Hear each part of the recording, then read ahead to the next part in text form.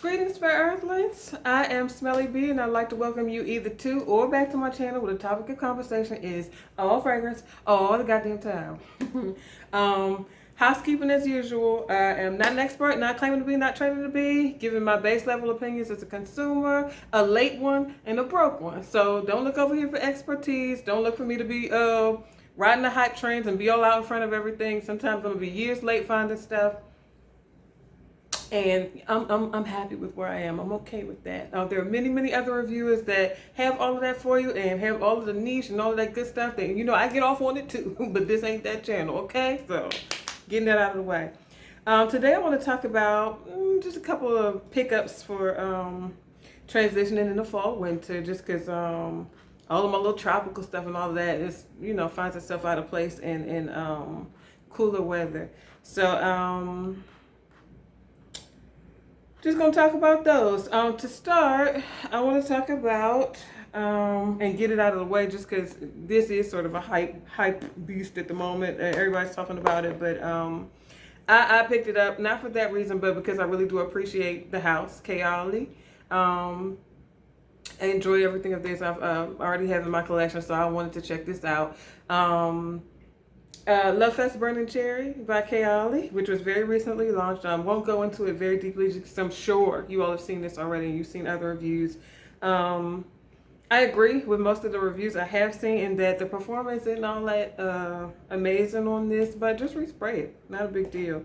I wouldn't mind seeing this intensified, just given the fact that this is coming out ahead of fall winter. I would have expected a more a different concentration of this. I'm surprised by how light this is given the time of year we're going into. I don't know how this is going to perform in the cold. We'll see. Maybe it'll change as the bottle ages, maybe. I don't know. I don't want to blast it too soon. I don't want to go all into the performance. There's certain words, we cannot, sidebar rant. As reviewers, people who do not craft fragrance and don't know anything about the science, we're real judgy, ain't we? The performance on this is just the longevity. This smells synthetic. When people taught y'all a few little words, boy, do y'all take them and run with them. Calm down. Everyone just calm down. It is just perfume. The performance pour, y'all put it in your bag, spray it again. Would you look at that? It's that simple. Calm down. And aside from the fact that most of what makes a fragrance last long and sit on your skin forever is extra chemicals that you don't necessarily want to sit on your skin anyway. So be glad if your fragrance disappears, quickly off your skin and you have the choice of re-upping or not. Just calm down. Neither here nor there. And I've been guilty of it. Don't get me wrong. Like some fragrances, it's like, dang, it's gone already. But I have no problem carrying my stuff in my bag and just giving myself another blast and moving on with my day. This will be one of those. I appreciate the woodiness of this. This does smell. It's not any earth-shattering take on cherry. You smell better cherry fragrances, I'm certain. I like this one because I appreciate that Palo Santo. The woodiness, the type of wood, the way it comes across is really nice to me. I would like to see that woodiness amplified. And because I would like to see that, I layer it. I've been layering it with Katy Perry's Indi Visible. This one is super woody. It's boozy too. I pulled up the notes. Let me look at the notes in here. The notes in this one are top notes are vanilla, rum, plum, and pink pepper. Mids are coconut, tonka bean, and gardenia. The base is musk, sandalwood, and patchouli. It comes across super woody to me. Very boozy. Get that nice little plum thing, and it's sweet. I really like this. And I spray it a lot. I'll wear it on my clothes because, again, with the longevity thing, but there are solutions for that. Things tend to last longer on your clothing than they do on your skin. So you want it to last a little longer, put it on your clothes somewhere. You know what I mean? Douse your clothes in it. That's what I do. I layer these two. It works. It works really nicely. I've gotten compliments just in the past few weeks of, working it out and settling on this. People seem to enjoy it. I enjoy it. I like this. Naysayers be damned. Great job, Kayali. I think this is beautiful. I really enjoy that little extra oomph, just a little different. The offering is a bit different just because of that Palo Santo note. Otherwise, it would smell like very similar, not just alike, but very similar to your lost cherries, your cherry smoothies, and other cherries you smell. I like it though. Good job, Kayali. I probably will. Will I buy another bottle of this? Will I? Will I get another bottle? Yes, maybe. Yeah, I'll probably get another bottle of this when this is empty. Because I do have to overspray. This is going to be gone in no time. Blah, blah, blah, blah, blah, blah, blah, blah. I guess I've already talked about this. This Katy Perry Indivisible, sort of just as a sidebar for that Kayali. I think they work beautifully together. And this works beautifully alone. I really like this. I like this a lot. It's really different for a designer offer. What else do I have here to talk to y'all about real quick? Oh, why am I, like I got pockets here. I knew I said it in my chair. Also, this Ellis Brooklyn Vanilla Milk. Now, you watched any of my reviews before in the past. You know, I've not had the best luck. Well, that's not true because I love Mist. I've been through bottles of it, haven't bothered to replace it. I think I went through 2 bottles of Mist and then just didn't bother to buy another just because I want to, you know, get tired of the smell after a while. Beautiful. There are a few others out of Ellis that I really love and appreciate, whose names are not coming easily to my brain. I was really excited about B because I've had good luck with others from Ellis. I got B. It just hasn't set right with me. I do notice though, because I revisited it after mentioning it in my last review, mentioning that sour sort of yeasty, sort of weedy note. I revisited the bottle just to see it because I haven't touched it and it's been sitting so long. Maybe it's changed, and it is. It does seem to be sort of turning a little sweeter and a little more buttery. So I'm thinking I'm gonna give it a couple more months and then see it, check again. It may turn out to be something I end up eating my words on and being like, no, I do like this. So for that reason, I decided to go ahead and take a gamble on this vanilla milk that they recently launched. As you can see, I only got the travel size because I wasn't gonna jump into a full bottle, just being eager and anxious. And I'm kind of glad I didn't get a full bottle. This is nice. It is beautiful. It smells like a very, very hot, frothy milk. Almost like, you know, when you go get a lot of coffee, a latte, the way it's the frothy, bubbly, really textured sort of milk. It smells like that. Very lactonic, sweet, and yummy. It really does smell yummy. The notes in this are come on. Milk, peony, frangipani, and jasmine in the top. Mids are bourbon vanilla, Madagascar vanilla, and cacao pod. Base notes are benzoin, amorous, sandalwood, and musk. It's really nice to me.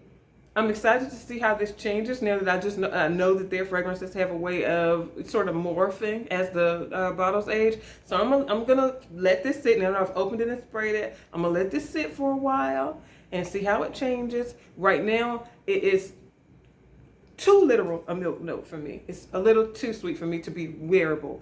I like it in this little tube though. I definitely smell it just for the sake of enjoying the smell. I would spray it in my house if it was a can. Oh gosh, if this was a candle, gosh, I would love that. I would love to burn this and smell it in my home. I don't know that I want to walk around smelling like it. It's a very literal gourmand. It's beautiful though. It's really nice. I imagine a lot of you will really enjoy this. What I'm talking about is my personal opinion, my personal preference for myself and what I wear. I know a lot of you will enjoy this stuff. So give it a try. Maybe get the travel size. Give it a feel first rather than jumping right into a full bottle. But this is really nice. It's so yummy. So freaking yummy this is. Vanilla Milk by Ellis Brooklyn.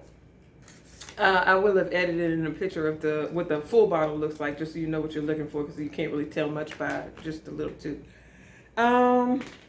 What else did I want to talk about today? Oh yeah. I told you all I've been on the search I've been craving plum, like boozy plum and suede lately. Especially as the weather is beginning to cool and transition, I want to be prepared for sweater weather and all of the cold air and all of that stuff. So I actually blind bought BDK's Wood Jasmin just because I trust them already. But with the I love Velvet Tonka and Gris Charnel and all of those. So I blind bought this one. I hadn't smelled this one, but because of reviews, I think whose reviews of this? Scentomania. Are y'all familiar with her channel? She actually draws out like artistic sort of renderings of what a fragrance smells like. I bought Italie d'Orange La Fin du Monde because of her. I blind bought this because of her review. There's other things in my collection I got because of her also. The channel so slept on. I've not heard anybody else reference it. But she's phenomenal. I'll link her page. And because of her description of this, I was like, let me give it a try. It might be exactly what I'm looking for. Talking about the booziness and that fruity, plummy, cherry-like sort of aspects it has. Despite the name, it's called Wood Jasmin, but it's a very plummy sort of fragrance. Oh, this is so good to me. So plummy, in fact, that it reminds me a lot of Plum and Cognac by Sense of Wood, which has aged beautifully. I was skeptical of it when I first got it. I thought the wood note was too something. I don't know how to describe what it was giving, but it didn't sit right with me before. It reminded me of pee in denim, like the way kindergartners smell when they pee and it dries. I know that's a very specific sort of reference, but that's what it made me thinking of. I was like, I don't want to wear this, but thanks be to God, this thing has changed. It was aged beautifully. It's settled down really nicely. This is wonderful, wonderful, wonderful. I'm going to get a whole lot of wears out of this because I told you I've been craving plum. This is really nice, but that's not what we're here to talk about. This reminded me immediately of that. Only this is sweeter. This is richer and denser. And, oh, I just like this. There is a very indolic jasmine note in here, though, that I don't know that everyone will appreciate. So this one is absolutely not one you're going to want to blind buy. It is very boozy. It's like when you have a plum or a cherry or anything like that, and they age to the point where they're ripe to the point where it's almost candy sweet, but it's begun to soften, kind of, where you got to get in there quick before it turns rancid. That's the kind of note this is. It's like right on the cusp of being sourly sweet, like a sour boozy note, but it stops just shy, right in time, so that you have all the peak booziness, peak sweetness, peak juiciness, all of that over this. It's like having a really indolic jasmine dipped in a really, really ripe plum juice or of some sort. And like it's just dripping, like that dripping off the leaves. And coupled with, it does have a beautiful woodiness to it in the background. Like a lighter wood though. It's not super heavy. This is just so yummy to me. I just like it. I like this. And I'm so glad I checked again with my blind buying it. It was between Smellomania's review, and then also I saw Cumino review it as well. He compared it to Tom Ford's Plum Japonais. I don't get that comparison much at all. I love this though. BDK Wood Jasmin. I'm gonna wear the out of this this fall winter. I'm so glad I got it. Really love it. Lastly, because I don't want to be before you long, I actually have obligations that I have to fulfill today, so I can't be sitting around bojangling. But this is for me. This is the thing I like to do for my time, so I'm making sure I squeeze in something for me. In Micallef's from the Secrets of Love line, Passion. I've had my eye on the line for a while with the, I was looking at Glamour because people liken that to the original Alien. But they say it's a little more dynamic, a little beefier, if you will, and a lot less shrill. So I wanted to try it because as I mentioned to you all before, I enjoyed the original Alien, but something in it's a little too heady for me. So I wanted to try Glamour, thinking that maybe, but everybody has it, and I don't want to smell like everybody, and everybody has Alien, so I don't want to smell like that necessarily either. It's like it made me blind by something new. I was also looking at Gourmet, but they say that smells a lot like by the Fireplace, which I already have. Several fragrances that sort of bear that same, the same bones as that. So I wanted to try something completely out of the, something that just didn't sound like something I own already, but that sounded like something I might be able to get behind. So I went for Passion. How much? Oh, I got time. Passion. They all come in these beautiful bottles, the entire line, in different coloring. You got rose gold and gold and like silvery, like a pewter, like a bunch of different pretty bottles. All of this style though. This is 2.6 fluid ounces. The notes in this are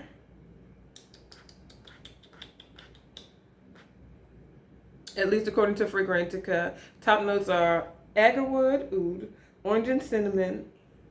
Excuse me. The mids are caramel and cashmere wood. Base notes are benzoin, patchouli, sandalwood, and musk. I like this. Not right away. But the opening blast is a little. It's animalic. It smells like a hairy man. You know, I talk about cumin, like a cumin note in fragrance. It's real hit or miss for me. I like it in, I mentioned it again, that La Fin du Monde, that it's beautifully used in there. I semi-liked it in Azzaro's Wanted by Night. I couldn't wear it though. It only, they say fragrances aren't masculine or feminine. You can wear whatever you want. Yeah, I hear you, but that one for me made a lot more sense on the man. I actually gave that full bottle away to a man who enjoys it, and it smells great on him. It makes sense on him. It didn't so much on me. Cumin's real here or there for me. This comes across that way. It has sort of that cumin-y thing going on. Now, it doesn't list a note of cumin, so I'm wondering if it's that combination of oud and cinnamon in the same place that's giving that sort of almost musty BO-like thing going on. But that does not endure throughout the whole ride of the fragrance. That's only in the opening blast, and it is it finds its appropriate place amongst all the rest of the notes as it moves forward. The dry down of this is so nice and so scrumptious. It's dry and it's spicy.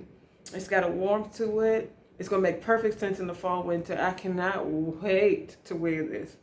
I'm gonna have to spray it on immediately, like after I shower, get my little layer of my barrier layer of shea butter and coconut oil and stuff, so that I'm not spraying fragrance directly on my skin. That's a trick of mine, because I don't like the idea of just having stuff seeping into my pores all day.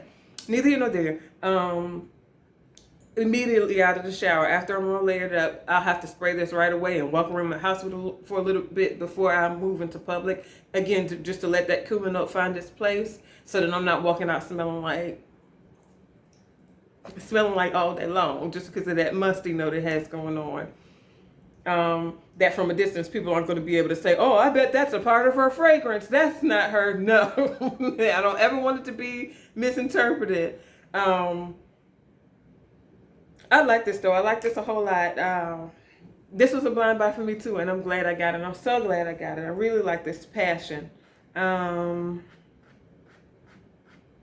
Let's see if I agree with any of the things they say it reminds. Ebony wood, no, I don't see that. Yeah, no, this doesn't remind me much of anything I have, with the exception of that Azzaro Wanted by Night, which I no longer own. I gave it away. Beautiful to me. So that'll definitely be in my rotation fall, winter.